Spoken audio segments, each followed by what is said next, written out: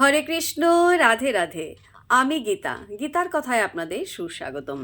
আজকে আরেকটি ভিডিওতে ভাগবতমের প্রথম স্কন্ধের প্রথম অধ্যায়ের তৃতীয় নম্বর শ্লোকটি পাঠ করছি।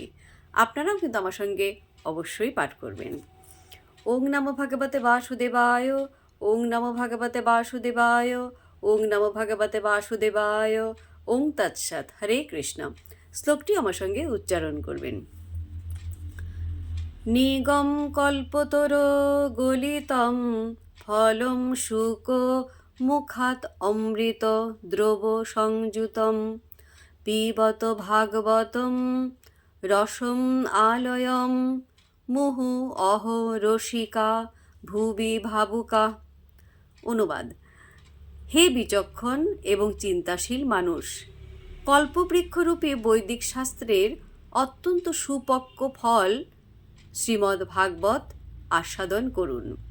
তা শ্রীল সুখদেব গোস্বামীর শ্রীমুখ থেকে নিঃসৃত হয়েছিল, তাই এই ফলটি আরও অধিক উপাদেয় হয়েছে। যদিও এই অমৃতময় রস মুক্ত পুরুষেরা পর্যন্ত আস্বাদন করে থাকেন। তো ভক্তগণ, এমনি করে প্রতিদিন একটি করে গীতা ও ভাগবতমের শ্লোক পাঠ করুন আর এই দুর্লভ মানব জনমকে ধন্য করুন। আর আমাকে কমেন্ট করেছেন বিশ্বনাথ দে। রাধে রাধে। আপনাকেও রাধে রাধে। হরি বল।